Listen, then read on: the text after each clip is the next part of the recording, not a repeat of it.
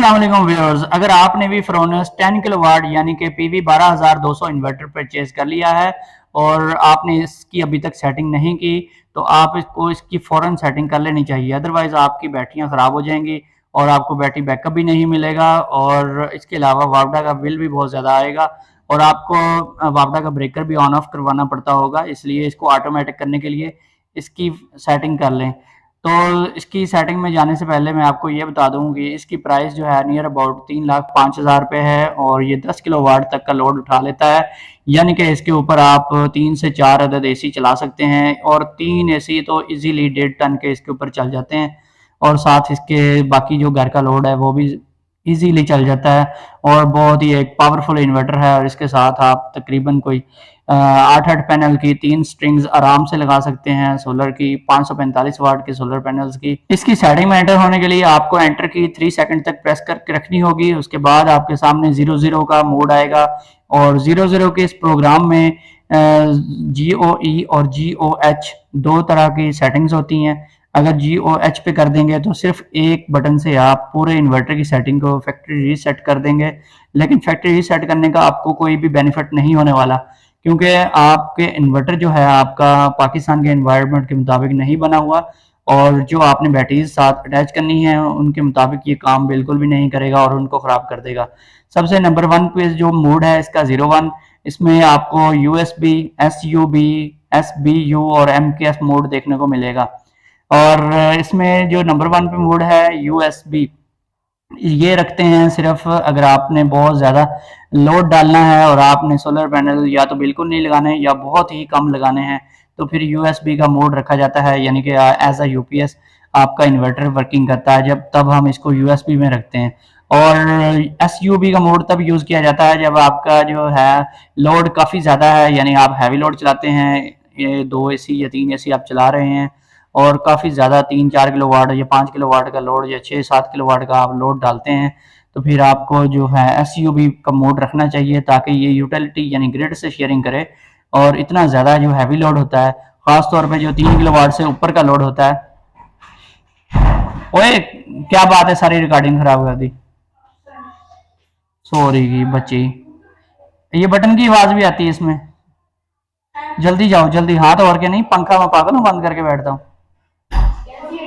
चलो उधर धमाके।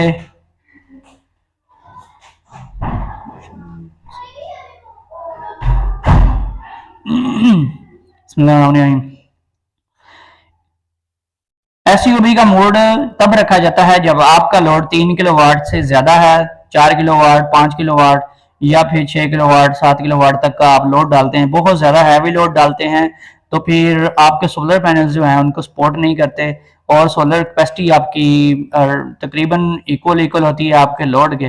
तो ऐसी सूरत में अगर आप SUB मोड नहीं रखेंगे तो आपकी बैटरियों की ग्रेविटी लो हो जाएगी।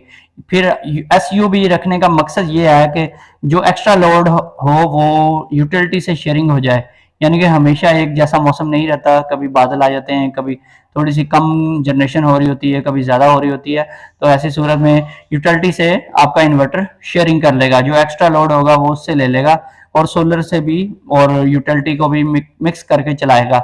इसके बाद SBU का मोड है, ये तब रखा जाता है जब बहुत ज़्यादा बचत करनी हो और जो शेयरिंग करवानी हो बैटरी से करवानी हो, यानी कि ऐसे सोलर है जब सोलर की कैपेसिटी से लोड बढ़ जाएगा तो फिर भी यानी कि बैटरी से वो शेयरिंग करेगा और थोड़ा थोड़ा बैटरी से लेता रहेगा, जो भी एक्स्ट्रा लोड आप डालेंगे सोलर की कैपेसिटी से ज़्यादा तो वो बैटरी से शेयरिंग कर लेगा।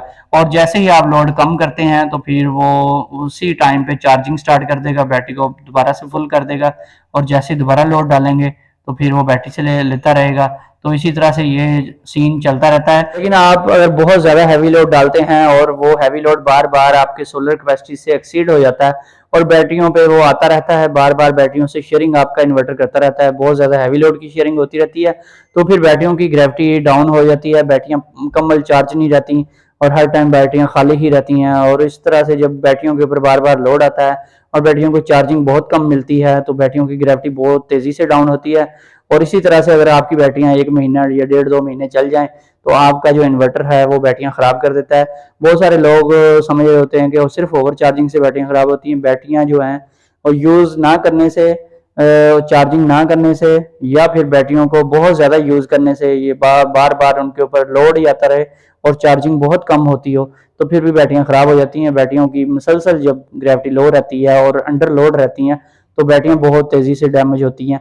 इसके अलावा जो SBU मोड का ऑप्शन है वो आप कोशिश करें तभी यूज़ करें जब आप लाइट लोड चलाते हो या आपके सोलर कैपेसिटी बहुत ज़्यादा हो, तो फिर आप SBU मोड इजीली चला सकते हैं। इसके बाद MKS का मोड है। MKS का मोड मतलब कि अगर आप रखेंगे दिन के टाइम MKS यूज़ करेंगे तो दिन के टाइम क्या होगा कि आपकी ग्रिड से शेयरिंग बिल्कुल बंद कर देगा आपका इन्वर्टर, और टोटल जो है शेयरिंग जो बैटरियों से होगी, जबकि रात का टाइम जब शाम होगी तो इन्वर्टर जो है टोटल लोड वापडा पे शिफ्ट कर देगा और बैटरियों को बिल्कुल यूज़ नहीं करेगा और सिर्फ एज अ बैकअप यूज़ करेगा, यानी कि लोड शेडिंग की सूरत में आपकी बैटरियां यूज़ होंगी, अदरवाइज बैटरियां बिल्कुल भी यूज़ नहीं होंगी। इसके अलावा SUV मोड पे क्या होता है, दिन के टाइम यूटिलिटी से शेयरिंग होती रहती है और शाम को वापडा चल पड़ती है, बिल्कुल MKS मोड की तरह।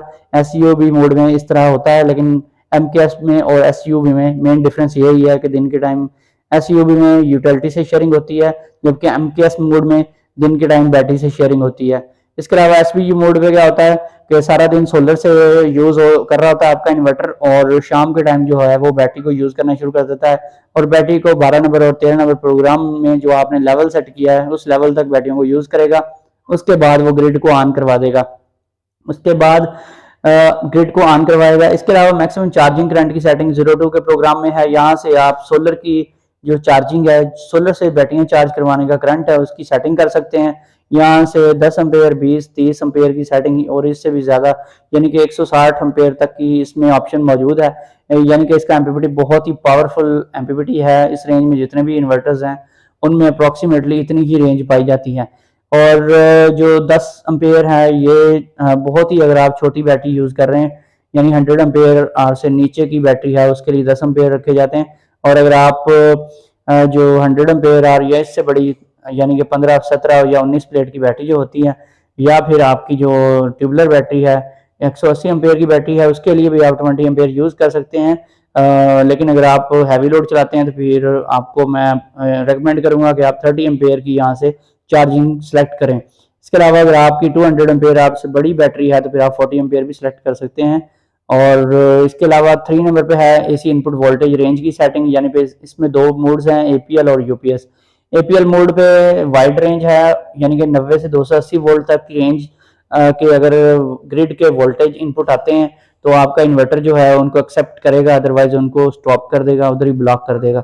UPS मोड में 170 वोल्ट से 280 वोल्ट की रेंज है, यानी 170 वोल्ट से अगर लो आपके वोल्टेज रहते हैं तो फिर एक्सेप्ट नहीं करेगा, आपका इन्वर्टर वापडा को यूज़ नहीं करेगा और बैटरियों को यूज़ करेगा। और इसी तरह से अगर आप PC यूज़र हैं तो फिर UPS को सिलेक्ट करें, क्योंकि इसमें जो बहुत बहुत ही कम 10 मिली सेकेंड का एक गैप होता है और पावर शिफ्टिंग का जो गैप होता है, और APL में ये 20 मिली सेकेंड का गैप होता है जो कि बहुत ज़्यादा है, और आपकी जो इंसानी आंख है वो भी इस गैप को महसूस कर सकती है। इसके अलावा 5 नंबर पे बैटरी टाइप की सेटिंग है, इसमें AGN, FLD, USE, LIB, यानी कि आपने अगर लिथियम बैटरी यूज़ करनी है फिर LIB यूज़ कर सकते हैं, और जो है FLD ये आपकी ट्यूबलर बैटरी के लिए है, और AGN जो है simple lead acid battery, gel type battery, sealed lead acid battery, इन टाइप्स की बैटरीज के लिए है। जबकि आप जो मैं रिकमेंड करूंगा वो आप USE यानी यूजर डिफाइंड वैल्यू हुई सिलेक्ट करें, ताकि आप अपनी मर्जी के पैरामीटर उसमें फीड कर सकें। तो इसके अलावा auto restart when overload occurs और auto restart when over temperature occurs. 6 number और 7 नंबर पे LFD ही रखें डिफॉल्ट वैल्यू, ताकि आपका इन्वर्टर अगर ओवरलोड या ओवर टेम्परेचर की वजह से शट डाउन हो जाता है तो ऑटोमेटिकली रीस्टार्ट होने की ट्राई ना करे, अदरवाइज बार बार जब ट्राई करता है इन्वर्टर खुद ब खुद बार बार तो फिर वो इन्वर्टर उड़ भी जाते हैं बहुत सारे लोगों के। और आउटपुट फ्रिक्वेंसी 50 हर्ट्ज पाकिस्तान में यही यूज़ होती है, जितने भी इलेक्ट्रिक अप्लाइंसेज है वो इतनी 50 हर्ट्ज यानी 50 साइकिल फ्रिक्वेंसी ही यूज़ करते हैं। इसके अलावा 10 नंबर पे आउटपुट वोल्टेजेस हैं, ये आपने 230 वोल्ट रखने हैं। कुछ लोगों ने 220 रखे होते हैं, लेकिन उनके जो लाइटें, पंखे वगैरह हर चीज़ स्लो चल रही होती है, ताकि उनका जो फ्रीज़र है वो भी कूलिंग नहीं कर रहा होता। 11 नंबर पे आपने मैक्सिमम यूटिलिटी चार्जिंग करंट को सिलेक्ट करना है, यानी कि ये ग्रिड से बैटरियों को चार्ज करवाने की सेटिंग है। यहाँ पे आप 2 एम्पेयर रखें अगर आप चाहते हैं कि आपकी ग्रिड से चार्जिंग ना होने के बराबर हो, यानी कि 2 एम्पेयर रखेंगे तो आपकी बैटरी तकरीबन हो सकता है 12 से तकरीबन 24 घंटों में चार्ज हो। और इसमें आप 10 एम्पेयर रख लें तो बेस्ट है, चाहे छोटी बैटरी है चाहे बड़ी है, किसी भी साइज़ की बैटरी के लिए 10 एम्पेयर एक बेस्ट ऑप्शन है।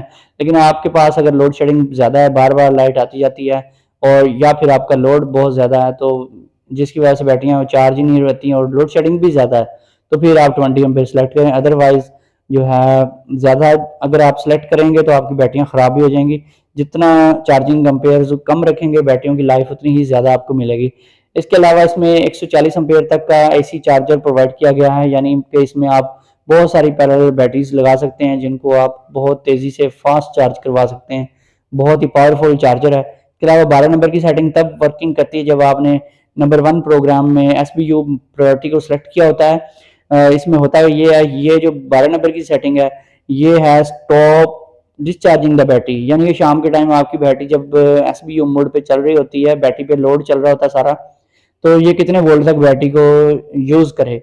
बैटरी को यहाँ पे डिफ़ॉल्ट वैल्यू है 46 वोल्ट, जो कि आपको 46 वोल्ट ही रखनी चाहिए ताकि आपकी बैटरी जो है 46 वोल्ट तक यूज़ हो। उसके बाद फिर ये बैटरी को छोड़ के वापडा यानी ग्रिड के ऊपर लोड डाल दे सारे के सारा और चार्जिंग भी स्टार्ट हो जाए।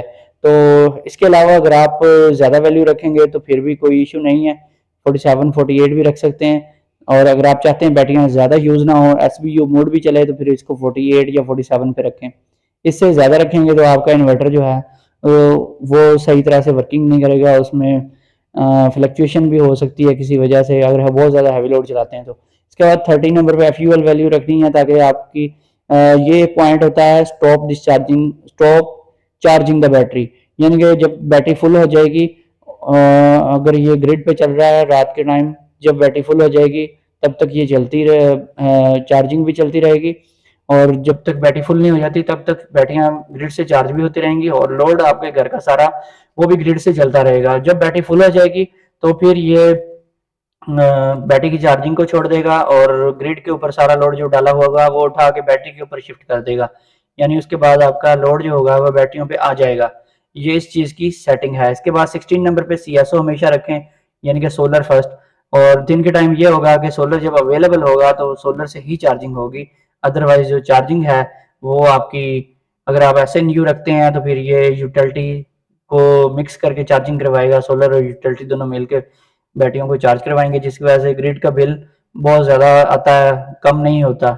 और ओएसओ रखेंगे तो 24 घंटों में कोई भी टाइम ऐसा नहीं होगा जब चार्जिंग ग्रिड से हो, यानी ग्रिड से चार्जिंग फिर बंद हो जाएगी। और 18 नंबर पे है अलार्म ऑन ऑफ करवाने की सेटिंग। और इसके बाद auto return to default display screen, ये यहाँ से ईएसपी होता है डिफॉल्ट, इसको एफईपी भी कर सकते हैं, यानी कि बार बार वो डिफॉल्ट स्क्रीन के ऊपर ना चला जाए। और 20 नंबर पे बैकलाइट कंट्रोल है, यहाँ से आप LON या LOF रख सकते हैं, बैकलाइट जो इन्वर्टर की होती है उसको ऑन ऑफ। और फिर 22 पे है beeps while primary source is interrupted, यानी प्राइमरी सोर्स जो आपका है वो आपका ग्रिड के वोल्टेज और या फिर सोलर के जो वोल्टेज या करंट जो आता है वो जब सिस्टम में इन होता है तो एक लंबी बीप 3 सेकंड की आती है, उसको यहाँ से आप ऑन या ऑफ करवा सकते हैं। इसके अलावा 23 पे है बाईपास डिसेबल या अनेबल, इसको डिफॉल्ट वैल्यू यानी डिसेबल ही रखें। इसके बाद रिकॉर्ड फॉल्ट कोड FEN, यहाँ से इसकी इन्वर्टर के अंदर ये ऑप्शन होता है कि अगर FEN रखेंगे तो इसके अंदर जितने भी फॉल्ट्स आते हैं इन्वर्टर रिकॉर्ड करता रहता है, तो इसकी मेमोरी में ये स्टोर हो रहे होते हैं। और FDS रखेंगे वो रिकॉर्डिंग जो है ये बंद कर देगा।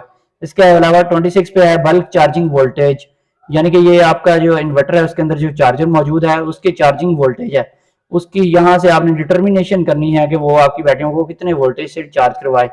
तो यहाँ पे आपने अगर सिंपल लेड एसिड बैटरी है तो 56.4, अगर आपके पास सील्ड लेड एसिड बैटरी है फिर भी 56.4 वैल्यू रखनी है, अगर आप जेल टाइप बैटरी यूज कर रहे हैं फिर भी 56.4 वैल्यू, अगर आप किसी भी टाइप की जो ड्राई बैटरी है जो देसी बनी हुई होती है वो यूज करें फिर भी 56.4 रखें, क्योंकि बैटरीज खराब हो जाती हैं इस टाइप की। और अगर आप ट्यूबलर बैटरी यूज कर रहे हैं तो फिर आपने इसको 58.4 रखना है। इसके अलावा एक नई चीज है वो है डीप साइकिल बैटरी, वो अगर आप यूज कर रहे हैं तो फिर आपने ये वैल्यू 57.2 रखनी है। और ये चार्जिंग वोल्टेज अगर ज्यादा रखेंगे तो फिर वो खराब हो जाती है, जैसे कि मैंने पिछले व्लॉग में भी आपको बताया था, टॉल टॉल बैटरीज आई हुई हैं बिल्कुल ट्यूबलर जैसी, उनकी अगर आप सेटिंग ज्यादा रखेंगे 57.2 वोल्टेज से तो वो बड़ा ही प्रॉब्लम करेंगी आपके लिए। और इसके अलावा फ्लोटिंग चार्जिंग वोल्टेज की सेटिंग है, ये आपने 54 रखने हैं, चाहे जिस टाइप की भी बैटरी आप यूज कर रहे हैं। 54 से बढ़ाएंगे तो आपकी बैटरी डैमेज हो जाएगी। इसके अलावा लो डीसी कट ऑफ वोल्टेज 29, यानी कि बैटरी को कहाँ तक डिस्चार्ज करवाए इन्वर्टर, जब बैटरी मोड के ऊपर चल रहा होता है, बैटरी को कितना यूज करे उसके बाद सिस्टम शट डाउन हो जाए, ये आपने 40 वोल्ट रखना ताकि आपको मैक्सिमम बैकअप मिल सके। इसके बाद बैटरी इक्वलाइजेशन है। बैटरी इक्वलाइजेशन हमेशा तभी करवानी होती है जब आपके इन्वर्टर जो है वो चार्जिंग उसकी सही नहीं है, बैटरियां चार्ज नहीं हो रही, या आपका लोड बहुत ज्यादा आप डालते हैं दिन के टाइम, और बहुत ज्यादा आपने दो दो एसी चलाए होते हैं इन्वर्टर के ऊपर, तो फिर आप बैटरी इक्वलाइजेशन को ऑन करवा दें ताकि आपकी बैटरियों की ग्रेविटी लो ना हो। या फिर जब आपकी बैटरियां ट्रिबुलर बैटरियां जब पुरानी हो जाती हैं, यानी कि 3 से 4 साल गुजर जाते हैं, जब चौथा साल जब स्टार्ट हो जाता है बैटरी में, वैसे 7 साल चलती हैं अगर आप बैटरी की सेटिंग सही रखें, अदरवाइज आपकी 2 ढाई साल बाद बैटरियां खराब हो जाती हैं। तो जब पुरानी बैटरियां होती हैं तो फिर इक्वलाइजेशन को ऑन करवा देना चाहिए, अदरवाइज इसको हमेशा एडीएस यानी डिफॉल्ट वैल्यू पे डिसेबल रखना चाहिए। इसके अलावा जब इक्वलाइजेशन को ऑन करवाएं तो फिर आपने इक्वलाइजेशन के वोल्टेज यहाँ से सेट कर देने। अब अगर आपकी बैटरियां नई हैं तो 59.2 वोल्टेज आपने रखने हैं, यानी कि 1 2 साल अगर चली हुई हैं तो फिर आपकी बैटरियां नई हैं तो 59.2 वोल्ट से ज़्यादा ना रखें। अगर आपकी बैटरियां पुरानी हैं यानी कि 4 साल चल चुकी हैं तो फिर आपने इसको 4 या 5 साल चलने के बाद आपने इसको 60 वोल्ट पे इक्वलाइजेशन वोल्टेज सेट कर देने। इसके अलावा यहाँ पे 33, 34, 35 ये डिफॉल्ट वैल्यू पर रहने दें। 36 पे आपने इक्वलाइजेशन को अगर इमीडिएटली एनेबल करना चाहते हैं तो फिर AEN कर दें, अदरवाइज इसकी कोई ज़रूरत नहीं है, इसको ADS रखें।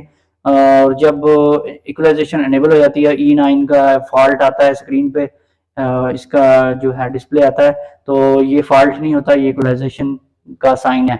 इसके बाद 37 पे है ग्रिड टाई ऑपरेशन, यानी कि अगर आप नेट मीटिंग करवाना चाहते हैं 37 पे इसको हाइड HYD यानी कि हाइब्रिड मोड पे इसको सिलेक्ट कर लें, और अगर नेट मीटिंग नहीं लगवाई तो फिर इसको ऑफ ही रखें, अदरवाइज आपका बिल बहुत ज़्यादा आएगा। तो इंशाल्लाह नेक्स्ट वीडियो में मैं इक्वलाइजेशन ऑन करके आपको बताऊंगा कि अगर आपने नेट मीटिंग नहीं करवाई हुई तो फिर आपका मीटर रिवर्स होता है या नहीं होता है, इस पर इंशाल्लाह एक अच्छी डिटेल्ड वीडियो बनेगी। इसके बाद 38 पे है ग्रिड टाई करंट, यहाँ से ग्रिड टाई करंट जो है उसको इंक्रीज किया जा सकता है जब नेट मीटिंग करवाते हैं तब। इसके बाद 39 पे है LED पैटर्न लाइट, ये इन्वर्टर की LED पैटर्न लाइट को यहाँ से ऑन ऑफ करवाया जा सकता है।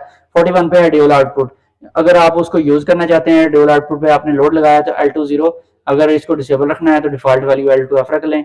और ड्यूल आउटपुट का इतना फायदा नहीं होता, इस इन्वर्टर में तकरीबन 3600 वाट तक का लोड ये इन्वर्टर चलाएगा, जबकि जो छोटे इन्वर्टर हैं यानी कि जैसे आपका PV 7200 या इस टाइप के या उससे भी छोटे जो इन्वर्टर हैं वो 1200 वाट तक का लोड चलाते हैं।